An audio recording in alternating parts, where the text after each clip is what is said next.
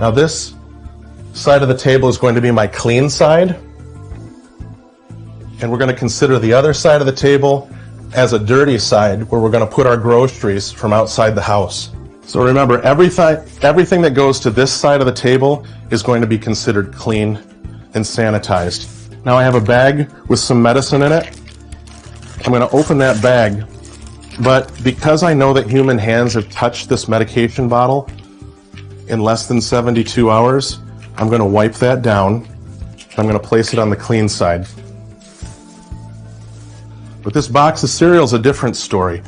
It's a box that has cardboard, so we know that coronavirus can likely live on this surface for 24 hours. But on the inside, no human hands have touched this for more than a few days, so I can just dump that and I can get rid of the box. Now with this broccoli, I've got a couple different options. I could have somebody open my refrigerator, open the crisper, open the bag, and dump it right in the crisper, or I could just sanitize it. Now, I've got to bring some groceries to my parents. They're in their mid-70s, and I'm going to be dropping those off later today. So I'm going to grab this bag, put it on the clean surface, and I'm going to just dump their groceries into this bag. So I'm going to wipe this down, and make sure that your rag is good and saturated with disinfectant, because you got to be putting that disinfectant on these groceries, and you got to be making sure that you're scrubbing them. Now, one other thing that I could do with certain items, such as this bread, is I can use clean containers to dump items inside without touching those items. So I'm going to just dump this bread into this container to seal it off and not allow any sort of contamination of the bag. More hardy plastic things that you're not worried about disinfecting more liberally, you can actually spray the disinfectant right on those items. Now these chips, again, I could dump them into a container, but I'm just going to choose to spray them off. That's okay, before they go into the pantry. Now, you want to wipe off the areas that you think humans' hands were touching a bit more liberally than the areas that you don't think human hands have touched. Now lastly, I've got some fruit here, and the way I'm going to handle fruit is I'm going to treat this fruit, which is pretty much porous. It's kind of like our skin. So if I wash that like we should be washing our hands for 20 seconds, then that should be just fine. I'm going to dump it in some soapy water here. And I'm going to come back and watch each one individually. And I do think that the better you are soaking the fruit, the better it's going to be as far as your chances of getting that completely sterilized from coronavirus. Okay, so I've just returned from foraging for some food.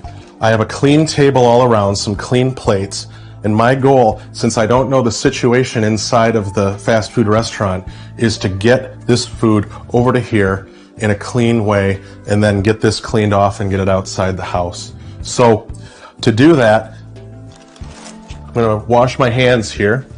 Say I did that for 20 seconds with soap and water scrubbing real good. I'm going to open up this. Now, fortunately, the good news is that you don't have to worry so much about the food. Coronavirus does not do well in food, but it's the wrappers that I'm more concerned about.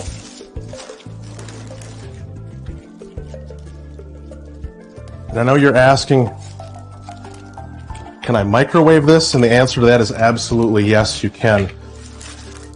Now, I'm not talking about the novel COVID-19 coronavirus. I'm referring to some other coronavirus species, and studies showed that even just a little bit of microwaving takes care of the coronavirus. In addition, heat destabilizes the coronavirus as well.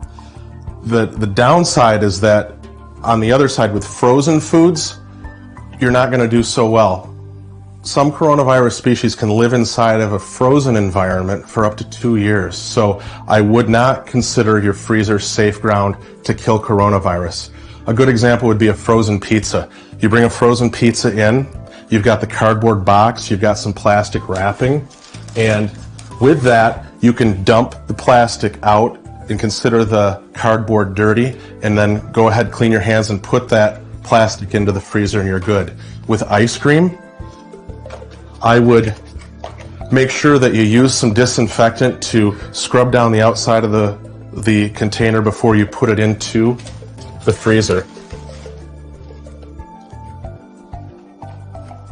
With sauces, you want to try to get these sauces onto the plate without exposing to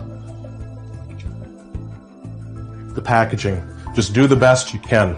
Now, what I'll do is I'll throw these in the microwave before I start to eat them. I'm going to try to get them hot so I see some steam coming off them. When you do choose food at a takeout restaurant, I think now's the time to choose more hot goods over cold goods.